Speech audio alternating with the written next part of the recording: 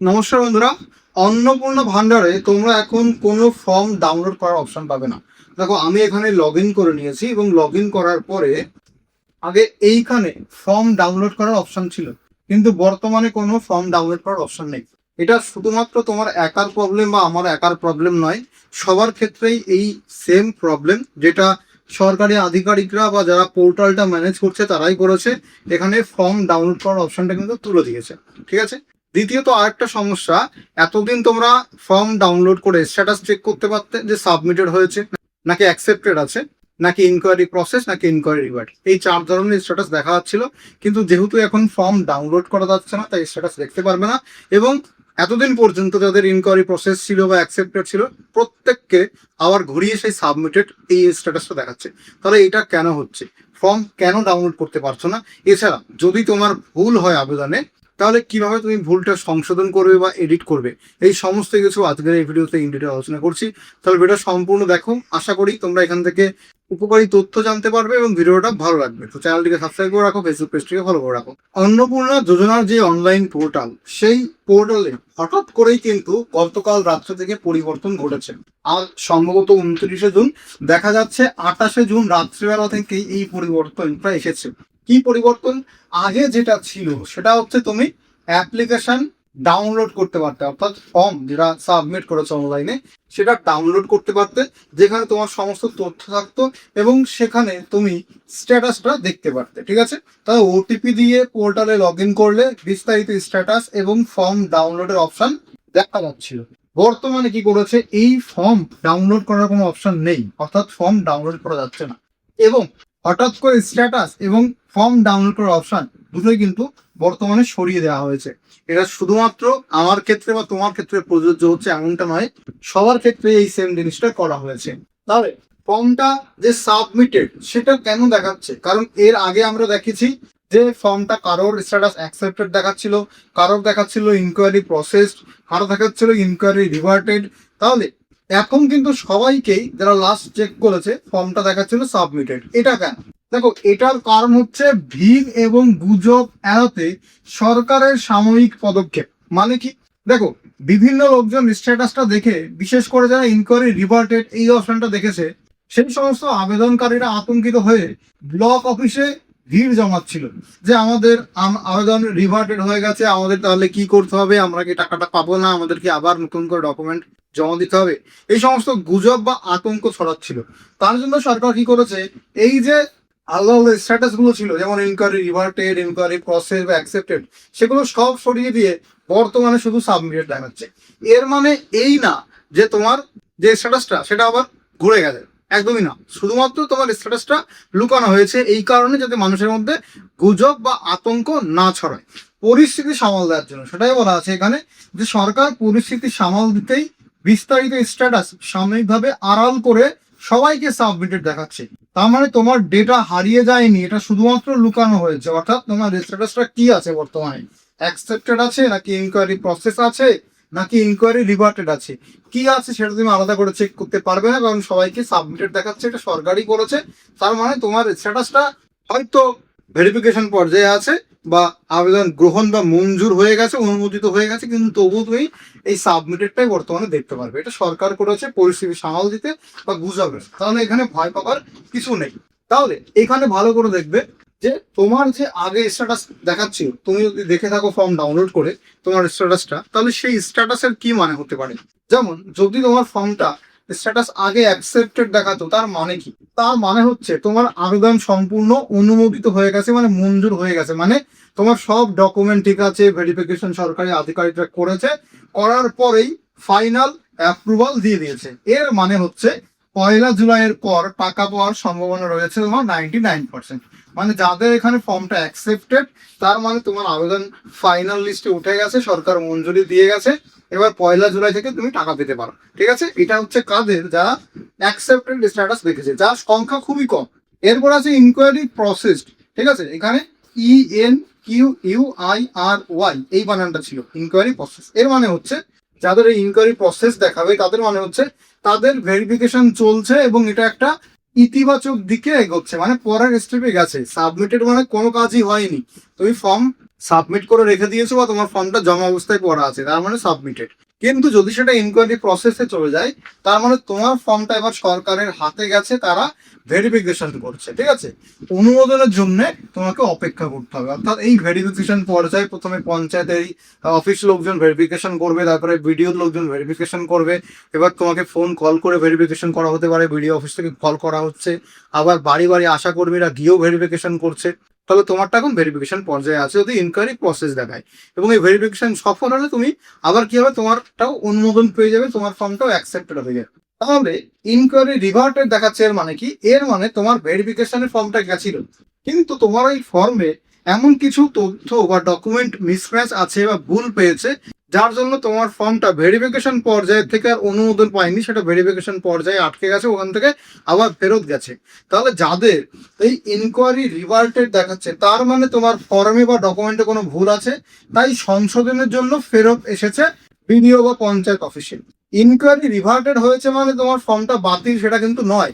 Inquiry reverted মানে তোমার ফর্মটা বাতিল নয়, তোমার ফর্মটাকে সংশোধনের প্রয়োজন। তাহলে তোমাকে কি করতে হবে? ব্লক অফিসে গিয়ে যোগাযোগ করতে হবে। এইবার এইখানেই সমস্যা, যারা ইনকোয়ারি রিভার্টেড দেখাচ্ছে তারা তো ভুল সংশোধন করতে হবে, কিন্তু যারা ইনকোয়ারি রিভার্টেড দেখাচ্ছে তারা যদি ব্লক অফিসে গিয়ে ভিড় করা অযথা, সেই জন্যই সরকার এখানে এই স্ট্যাটাস গুলো বর্তমানে দেখাচ্ছে না, সেই জায়গায় সাবমিটেড দেখিয়েছিল, এবং এখন তো ফর্ম ডাউনলোড করার অপশনই তুলে দিয়েছে। তাহলে যদি ইনকোয়ারি রিভার্টেড দেখায় এবং যদি সংশোধনের প্রয়োজন হয়, তোমাকে নিজে থেকে যাওয়ার দরকার নেই, সরকার তোমাকে ফোন করবে বা তোমার সঙ্গে যোগাযোগ করবে কোনোভাবে। কারণ ভেরিফিকেশন করার জন্য যদি সরকার কল করতে পারে, বাড়ি আসতে পারে, তাহলে ভুলটা সংশোধন করার জন্য একবার না একবার বিডিও অফিস বা পঞ্চায়েত থেকে তোমাকে জানানো হবে, তারপরে তুমি যাবে। তুমি ইনকোয়ারি রিভার্টেড অপশনটা দেখেই সঙ্গে সঙ্গে যদি বিডিও অফিসে বা পঞ্চায়েত অফিসে গিয়ে ভিড় করো, সেটা তো ঠিক নয়, কারণ তাদের আরো কাজ আছে। এই জন্য যদি তোমার ফর্মটা ইনকোয়ারি রিভার্টেড দেখাতো বা তুমি দেখেছো এরকম দেখাচ্ছে, তাহলে অপেক্ষা করো, সরকারি আধিকারিককে তোমার সঙ্গে যোগাযোগ করে তোমার সঠিক ডকুমেন্ট তাদেরকে দেখালেই তোমারটা আবার কিন্তু ভেরিফিকেশন পাস হয়ে যাবে, অ্যাকসেপ্টেড হয়ে যাবে, ঠিক আছে। তাহলে এই হচ্ছে স্ট্যাটাসের মানে। আর সাবমিটেড মানে কোনো কাজই হয়নি, ফর্মটা সাবমিট অবস্থায় পড়ে আছে। এইবার প্রশ্ন হচ্ছে যে ইনকোয়ারি রিভার্টেড তার মানে কিন্তু বাতিল নয়, বারবার বলছি, যাদের ইনকোয়ারি রিভার্টেড দেখাচ্ছে অযথা ভয় পাবেন না, আপনার ফর্মটা বাতিল হয়নি, আপনার ফর্মটাকে সংশোধন করতে হবে। সেটাই কি বলা হচ্ছে, যে অনেকের ভুল ধারণা হয়েছে যে আমার আবেদন পুরোপুরি বাতিল বা রিজেক্টেড হয়ে গেছে এবং আমি আর টাকা পাবো না। কেন? কারণ তারা ইনকোয়ারি রিভার্টেড দেখেছে স্ট্যাটাস। এটা কিন্তু ভুল ধারণা। এই ইনকোয়ারি রিভার্টেড এর আসল যে সত্যিটা, আসল যে মানেটা, সেটা হচ্ছে আপনার আবেদনটা বাতিল হয়নি, এটা সেন্ড ব্যাক বা ফেরত পাঠানো হয়েছে, যাতে আপনি ভুল তথ্যগুলো সংশোধন করে আবার জমা দিতে পারেন, ঠিক আছে। তার মানে কি নতুন করে ফর্ম ফিল আপ করতে হবে? একদমই নয়। আপনার ফর্মে যেই যেই অংশটা ভুল হয়েছে সেই রিলেটেড ডকুমেন্ট দেখাবেন এবং সেই তথ্যটা সঠিক করে নেবেন, এইটাই আপনার কাজ। যদি ইনকোয়ারি রিভার্টেড দেখায়, তাহলে আপনি কিভাবে বুঝবেন বর্তমানে যে আপনার ইনকোয়ারি রিভার্টেড হয়েছে কিনা? এখন আপনি ফর্ম ডাউনলোডও করতে পারবেন না, স্ট্যাটাসও চেক করতে পারবেন না, তাহলে শুধুমাত্র আপনাকে ওয়েট করতে হবে। যদি আপনি 1 জুলাই বা সারা জুলাই মাসে টাকা না পেয়ে থাকেন, তাহলে আপনাকে এবার ইনকোয়ারি রিভার্টেড হয়েছে মনে করে ওয়েট করতে হবে। সরকারি আধিকারিকটা, যেমন আপনি যদি পঞ্চায়েত এলাকায় থাকেন, তাহলে পঞ্চায়েতের আধিকারিকরা বা আশা কর্মীরা বা বিডিও এলাকার বা মিউনিসিপ্যালিটি এরিয়া যে সরকারি আধিকারিকরা আছে, তারা আপনার সঙ্গে যোগাযোগ করে আপনার যে নির্দিষ্ট ভুল হয়েছে সেটা সম্পর্কে জানাবে এবং ডকুমেন্ট তারা নিয়ে ঠিক করে দেবে সেটা, ঠিক আছে। এবার দেখুন কি কি ভুলের কারণে আপনার আবেদনটা রিভার্ট হতে পারে, মানে ফেরত আসতে পারে সংশোধনের জন্য। এবং কিছু নির্দিষ্ট ভুল আমরা বলছি, যেমন ধরুন যে আধার কার্ডের নম্বরে ভুল বা অমিল। আপনার আধার কার্ডে যেটা জমা দিয়েছেন সেখানে একরকম আছে, আবার আধার কার্ডের যে নাম্বারটা আপনি পুট করেছিলেন অনলাইন ফর্মে, সেখানে কোনো একটা এদিক ওদিক হয়ে গেছে বা ভুল হয়ে গেছে, সেক্ষেত্রে কিন্তু আপনার ইনকোয়ারি রিভার্টেড হতে পারে। এবং কি করতে হবে আপনাকে? আধার কার্ডের জেরক্সটা জমা দিবেন আবার, অথবা ঠিক করে নেবেন। এবারে ভোটার কার্ডের নাম্বারে ভুল, আপনার যে এপিক নাম্বার সেটা যদি ফর্মে আপনি যেখানে বসিয়েছেন সেখানে যদি কোনো ভুল হয়ে থাকে সেটা ঠিক করবেন। জন্ম তারিখ মানে ডেট অফ বার্থ ভুল বা ডকুমেন্টের সাথে যদি মিল না থাকে, এইখানে বলেছিল যে আধার কার্ড অনুযায়ী ডেট অফ বার্থ লিখতে। এবার অনেকের আধার কার্ডে কি হয়, date of birth exactly mention থাকে না, শুধুমাত্র সালটা মেনশন থাকে। আবার অনেকের আধার কার্ডে একরকম ডেট অফ বার্থ, ভোটার কার্ডে একরকম ডেট অফ বার্থ। এবার তারা হয়তো আধার কার্ডের ডেট অফ বার্থ না বসিয়ে ভোটার কার্ডের জন্ম তারিখটা বসিয়েছে, সেক্ষেত্রে জন্ম তারিখে যদি কোনো প্রকার ভুল দিয়ে ফেলেন বা আধার কার্ড ভোটার কার্ডে মিসম্যাচ হয়ে যায়, তাহলেই তোমার ইনকোয়ারি রিওয়ার্ডেড আসতে পারে। এরপর হচ্ছে আপলোড করা অস্পষ্ট ছবি বা ডকুমেন্টের সমস্যা। সব থেকে বড় বিষয় যেটা, যে আপনারা যদি ছোট আধার কার্ড আপনার কাছে থাকে, তাহলে ছোট আধার কার্ডের দুপাশের ছবি আপলোড করতে হয়, মানে সামনের পেজ এবং পেছনের পেজ দুটো ছবি একটা পিডিএফ এ বা একটা পেজে না আপলোড করতে হয়।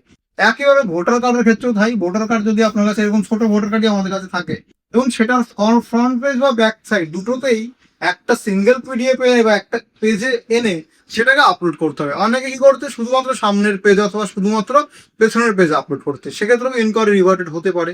দ্বিতীয়ত, যদি আপনার ছবিটা আপনি ওই 200 কপির মধ্যে করতে গিয়ে যে ছবিতে যে লেখাগুলো আছে, মনে করুন আধার নাম্বার, ডেট অফ বার্থ, তারপরে অ্যাড্রেস, এইগুলো বোঝা যাচ্ছে না বা ক্লিয়ার নয়, অস্পষ্ট, ব্লার হয়ে গেছে, যেহেতু আপনি ফাইলটা রেডিউস করে 200 কপির মধ্যে এনেছেন, সেক্ষেত্রেও কিন্তু যদি বুঝতে না পারে ডকুমেন্টে কি লেখা আছে, তাহলেও এই ইনকোয়ারি রিভার্টেডটা আসতে পারে। তাহলে বেসিক্যালি দেখা যাচ্ছে এই কয়টা কারণে ইনকোয়ারি রিভার্টেড হয়, অর্থাৎ ভুল সংশোধনের জন্য আপনার ফর্মটা ফেরত আসে। তাহলে এই ভুলগুলো সব কটাই সংশোধন করা যায়। আপনার যে ভেরিফাইং অফিসার এই ভুলগুলোর কারণে আপনার ফর্মটা পরবর্তী ধাপে না পাঠিয়ে পুনরায় সংশোধনের জন্য আটকে দেন।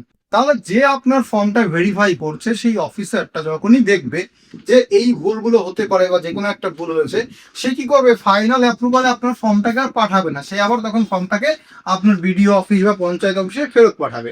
ভুলটা সংশোধন করবেন, আবার তারপরে গিয়ে ভেরিফিকেশন হবে। ঠিক আছে?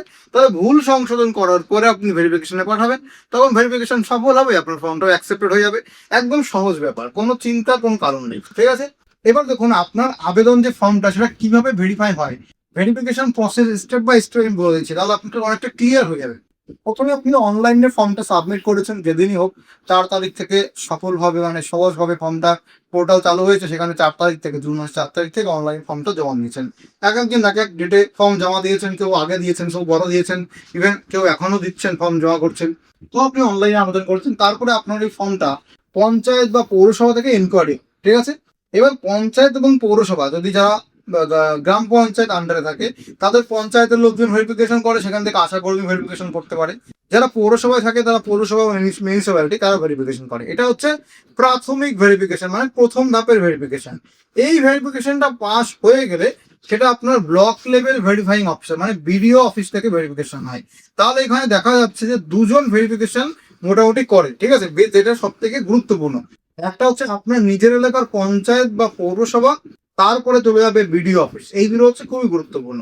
এই দুটোতে ভেরিফিকেশন সফল হয়ে গেলে মনে করুন আপনার 90% ধরতে পারেন আপনার ফর্মটা পরবর্তী ধাপে পাস করা যাবে। সেটা হচ্ছে জেলা পর্যায়ে, মানে ডিএম অফিস থেকে চূড়ান্ত অনুমোদন দেওয়া হয় যে এবার টাকাটা ঢুকে যাবে এনার অ্যাকাউন্টে, ইনি যোগ্য, তাহলে ব্যাংক অ্যাকাউন্টে টাকা ট্রান্সফার করার জন্য এবার রেডি, মানে আপনার টাকাটা পেয়ে যাবেন ফাইনাল লিস্টে নাম দেয়। তাহলে মেন যেটা অনলাইন আবেদন আপনি করেছেন, এটা সহজ কাজ করে ফেললেন খুব সহজেই। এরপরে পৌরসভা বা মিউনিসিপ্যালিটি বা পঞ্চায়েতের ভেরিফিকেশন এবং বিডিও ভেরিফিকেশন সব থেকে মেন। এখানে এই বিডিও অফিসের থেকেই কিন্তু কল করা হচ্ছে, কল করে ভেরিফিকেশন করছে, এবং পঞ্চায়েত বা পৌরসভা থেকে আশা কর্মীরা বাড়ি বাড়ি গিয়ে ভেরিফিকেশন করছে। ঠিক আছে? অনেকের আবার ফোনও করছে না, আবার বাড়িও যাচ্ছে না, ডিরেক্টলি ভেরিফিকেশন করে দিচ্ছে। তাহলে এই দুটো ধাপে যখনই ভেরিফিকেশন সফল হয়ে যাবে, তখন আপনার জেলার থেকে কি করবে, যে স্ট্যাম্প মেরে দেবে বা অ্যাকসেপ্টেড করে নেবে যে না এর ফর্ম সব ঠিক আছে। এইবার এই ফর্মটা বাতিল হচ্ছে কোথায় বা রিভার্টেড হচ্ছে কোথায়, সেটা হচ্ছে বিডিও অফিসে। যখন এই বিডিও অফিসের লোকজন দেখবে যে আপনার ফর্মে কোনো ভুল আছে, তখন গিয়ে সেটা বাতিল হচ্ছে। ঠিক আছে? তাহলে এই হচ্ছে ভেরিফিকেশনের সহজ প্রসেস।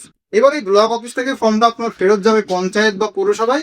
এইখান থেকে এবার আপনার সঙ্গে কন্ট্যাক্ট করা হবে যে আপনার ডকুমেন্টে ভুল আছে বা তথ্যে ভুল আছে, আপনি সঠিক করে নিন। ঠিক আছে? তাহলে এই যে রিভার্ট হচ্ছে ফর্মটা, এটা আপনার ফর্মটা আটকে যাচ্ছে কোথায়? আপনার ফর্মটা মেনলি যেটা বললাম বিডিও অফিসে আটকে যাচ্ছে। মানে পঞ্চায়েত থেকে প্রাথমিক ভেরিফিকেশন করে আপনার ফর্মটা বিডিওতে পাঠানো হচ্ছে। এবার বিডিও লোকজন যখন ফর্মটা ভালো করে ভেরিফিকেশন করছে, তখন যদি কোনো প্রকার ভুল পায়, তখন সেটা রিভার্টেড হচ্ছে, ইনকোয়ারি রিভার্টেড হচ্ছে কোথায়, আবার পঞ্চায়েত আপনার ফর্মটাকে ফেরত পাঠানো। এইটা হচ্ছে প্রসেস।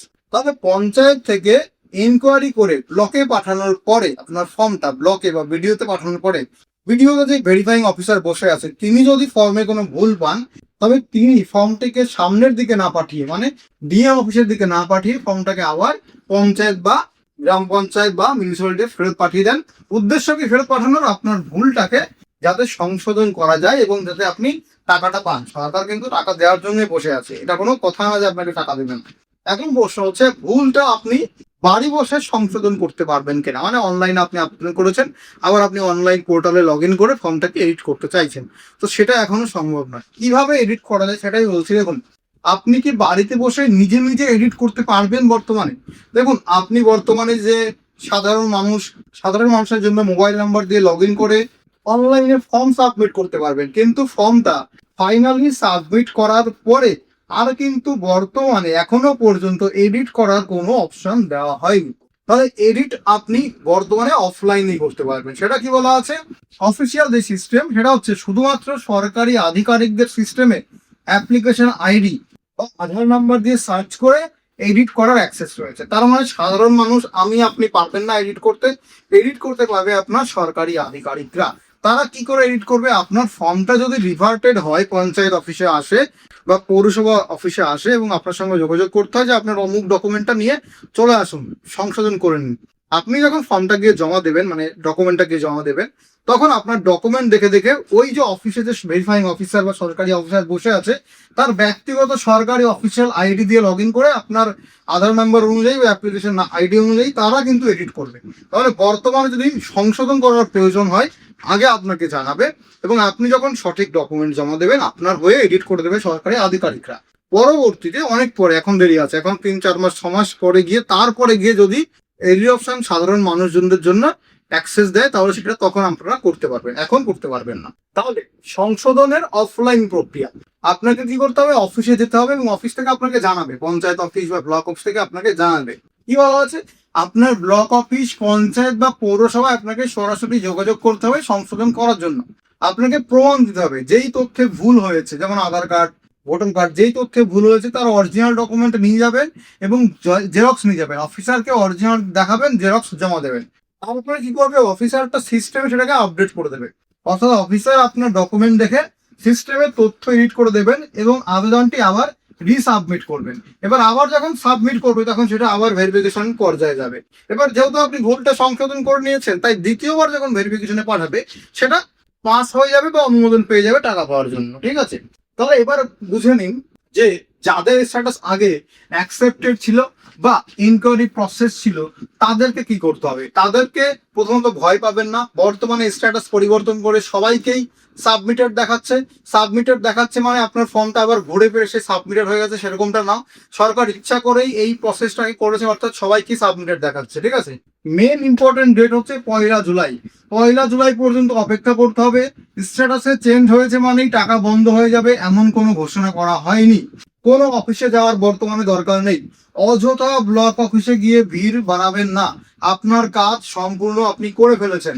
যদি আপনার ভুল সংশোধনের প্রয়োজন হয়, সরকারি আধিকারিকরা আপনার সঙ্গে যোগাযোগ করবে, তখন অফিসে যাবেন। অফিস থেকে যোগাযোগ না করলে ফালতু ফালতু গিয়ে লাভ নেই।